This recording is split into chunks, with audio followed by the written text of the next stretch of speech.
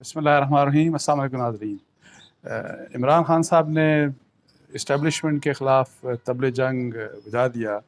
और पहले अगर फ़र्ज़ करें वो इनडायरेक्ट बातें करते थे, पहले फ़र्ज़ करें कि वो कुछ फ़र्ज़ करें ढकी छुपी बातें होती थी, अब तो उन्होंने ओपनली बिल्कुल एक कन्फ्रंटेशन की बात कर दी। और अपने चकवाल के जलसे में उन्होंने जिस किस्म की बातें की, तो मेरा ख़्याल है कि वो लोग जो ये समझ रहे थे कि जी कोई ये जो बैकग्राउंड में अभी रिसेंटली एक मीटिंग की बात हो रही है कि आर्मी चीफ़ की और इमरान खान साहब की मीटिंग करवाई गई, तो उसके बाद बहुत से लोग ये कह रहे थे कि जी एक सॉफ्टनिंग हुई है, कुछ नरम लहजा हो गया इमरान खान साहब का।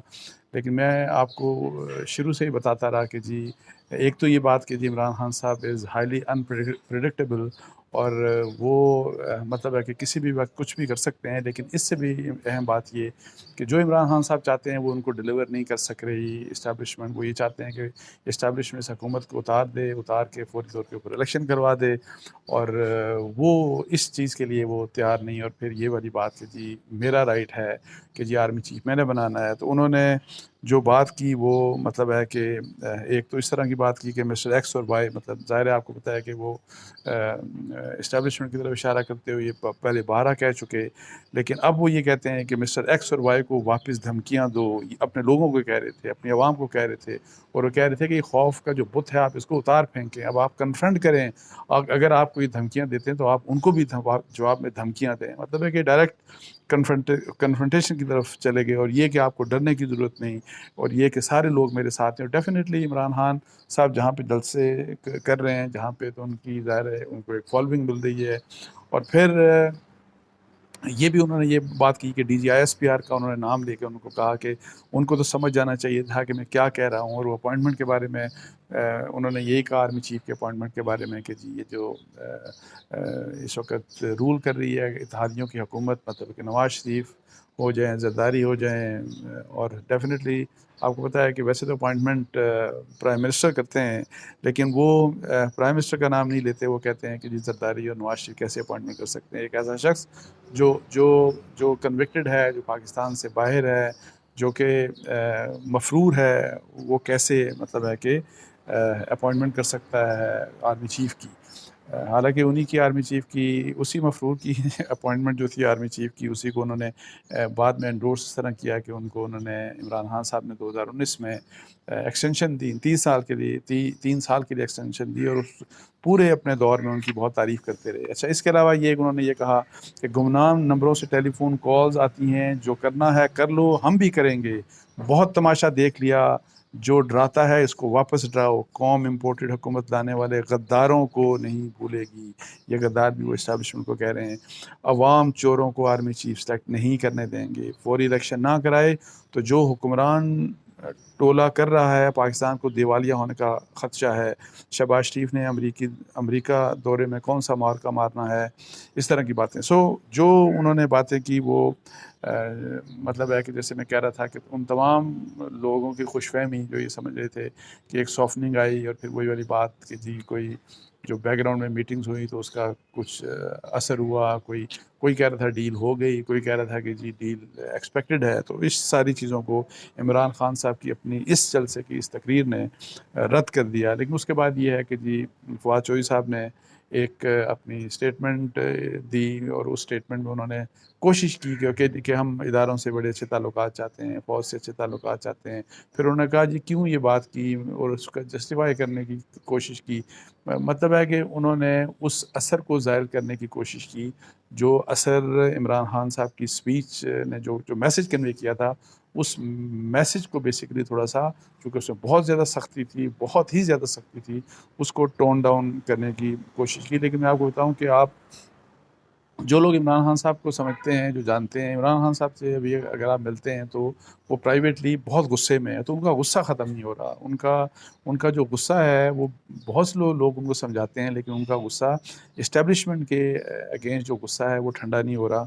और ये किस नहज तक लेके जाएगा उनको, उनकी पार्टी को, इस्टेब्लिशमेंट को, इस मुल्क को किस नतीजे पे लेके जाएगा, ये हम आगे अब देखेंगे। तो ये या इसमें वैसे एक और बात मैं करता चलूँ कि जब वो ये टेलीफोन कॉल्स वॉल्स की बात करते हैं, एक तो ये बात जब वो जुर्रत की सबकी बात कर रहे हैं कि जी आपकी जुर्रत लेके तो आप टकर जाएं सबसे, और फिर यही वाली बात कि जी बहुत जो डर यानी डरना वरना आप छोड़ दें, आप ये खौफ के बुत तोड़ दें। तो खौफ के बुत तोड़ के फिर आप भी एक्स वाई का, ये सब एक बड़ी जायज़ डिमांड है कि कौन है मिस्टर एक्स, कौन है मिस्टर वाई। तो इमरान खान साहब फिर नाम ले लें कि जी ये लोग हैं, ज़िम्मेदार हैं, ताकि कम अज़ कम ये है कि एक वेगनेस तो ना हो ना। एक जब आप वेगनेस से बात करेंगे तो उससे उससे मतलब है कि एक जो कन्फ्रंटेशन है वो इदारे की तरफ चली जाती है। तो अब थोड़ी सी हिम्मत मैं रह रहा हूँ ये करेंगे इमरान खान साहब, और एक्स वाई का नाम भी ले लेंगे, और यही उनको कहा जा रहा है सोशल मीडिया के ऊपर भी, लोग और भी लोग बहुत कह रहे हैं। लेकिन एट द सेम टाइम मैं आपको बताऊं कि इस्टेब्लिशमेंट और एजेंसीज़ के लिए बड़ा सबक है कि अब देखें कि यही इमरान खान साहब इन्हीं टेलीफोन कॉल्स के लिए ख़ुद अपने इंटरव्यूज़ में कहते थे कि बीइंग प्राइम मिनिस्टर वो एजेंसीज़ को कहते थे कि जी टेलीफोन कॉल्स करें और मैनेज करें और वोट डलवाएं, ये करें वो करें, और सब कुछ वो मतलब उनसे करवाते रहे। और अब वही काम अगर एजेंसीज़ कर रही हैं, और अगर कर रही हैं जिस तरह वो इल्ज़ाम लगा रहे हैं, तो वो सब कुछ उनको मतलब है कि गलत लग रहा है। तो अगर वो ठीक था तो ये कैसे ठीक हो सकता है, अगर वो गलत था तो फिर अगर वो गलत था तो फिर ये भी गलत होना चाहिए। लेकिन यानी आओ, अच्छा इसके अलावा एक बात जो है वो मैं जो करना चाह रहा हूँ वो इमरान खान साहब की एक तरफ इस किस्म का जो प्रेशर जो बहुत बढ़ता जा रहा है, और ज़ाहिर है इसको मुझे नहीं समझ आती कि किस तरीके से काउंटर करेगी शहबाज शरीफ साहब की हुकूमत इत्तेहादी। लेकिन मैं आपको बताऊं कि अनफॉर्चुनेटली जो सबसे अनफॉर्चुनेट पार्ट ये है कि अगर एक तरफ इमरान खान साहब का ये एग्रेसिव पोस्चर सामने आ रहा है, तो दूसरी तरफ बहुत ही नालायकी नज़र आ रही है शहबाज शरीफ साहब की हुकूमत की। जो एक्सपेक्ट किया जा रहा था कि शहबाज शरीफ साहब की हुकूमत जो पहले था कि जी वो बड़े ज़बरदस्त डिलीवर हैं, डूअर हैं, वो डिलीवर करेंगे, वो गो गेटर हैं सब कुछ, तो वो जब से वो प्राइम मिनिस्टर बने हमें कुछ नज़र नहीं आता, हुकूमत नज़र ही नहीं आ रही। और ख़ास तौर के ऊपर जिस तरीके से ये जो रुपये की डिवेल्यूएशन हो रही है, ये बहुत बड़ा कंसर्न है पाकिस्तान का।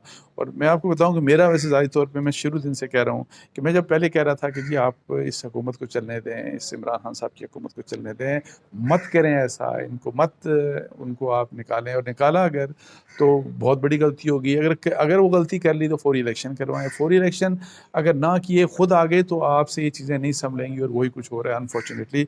सो शहबाज एक तरफ वो मसला है कि पता नहीं इमरान खान साहब की ये जो जंग छेड़ दी उन्होंने इस्टेब्लिशमेंट के साथ, कि ये कहाँ पे लेके जाएगी इस मुल्क को। और दूसरी तरफ ये कि जी जो नालायकी है, जो नाअहली है, जो कि नाअहल कल कहते थे इमरान खान को, उनकी हुकूमत को, अब वो साबित कर रहे हैं कि वो बल्कि उनसे ज़्यादा नाअहल हैं, उनसे ज़्यादा मतलब है कि आप देखेंगे नाकामी जो सामने आ रही है। वरना अगर आप इकॉनमी को ठीक कर लें, अगर पाकिस्तान के हालात बेहतर कर लें, अगर महंगाई के ऊपर कंट्रोल कर लें, अगर आप अपनी गवर्नेंस रेट ऑफ गवर्नमेंट हमें नज़र आए, अगर डॉलर के रेट के ऊपर आप जो डॉलर है उसके प्राइस को कंट्रोल कर लें, तो फिर तो आप ज़ाहिर है लोग आपको कहेंगे कि ठीक है जी आप अहल हैं, आप कॉम्पिटेंट हैं, आप बेहतर हैं। लेकिन जब इस किस्म के हालात होंगे तो ये बहुत ही मैं आपको बताऊं कि डिसअपॉइंटिंग सिचुएशन है पाकिस्तानियों के लिए, आम पाकिस्तानियों के लिए।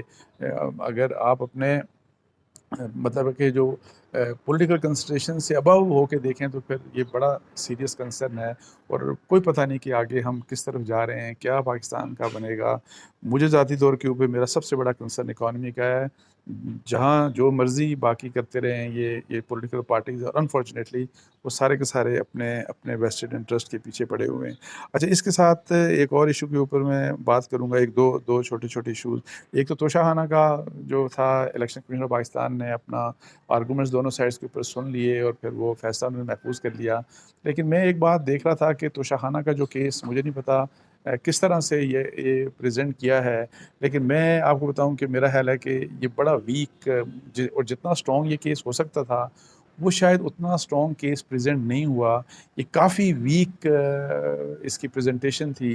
मुझे नहीं पता लेकिन एनिया वो क्या फ़ैसला करती है ईसीपी। लेकिन मेरी जो इतला थी और जो मैं पढ़ता रहा तोशाखाना के बारे में, जो मेरी इंफॉर्मेशन थी और जो चीज़ें मैं आर्गूमेंट्स सुनता रहा और जो ये आर्गूमेंट्स देते रहे, उसको अगर आप ये देखें तो आपको पता लगेगा कि ये जो है वो काफ़ी हद तक ये है कि कमज़ोर केस प्रेजेंट किया। आखिर में एक छोटी सी बात, शौकत तरीन साहब का को बुला लिया FIA ने, और ये बिल्कुल इनको बुलाया जाना चाहिए था। उस मुबैना ऑडियो जो जो टेप है जो हमारे सब के सामने आई थी, और जिसमें वो KP गवर्नमेंट को और वो जो है वो पंजाब KP गवर्नमेंट और पंजाब हुकूमत के फाइनेंस मिनिस्टर्स को कह रहे थे कि जी आप इस किस्म का लेटर लिखें, वही वाली बात है, ताकि जिसका बेसिक पर्पज़ ये था कि IMF की जो डील है उसको नाकाम बनाया जाए, ताकि वो IMF की डील ना हो।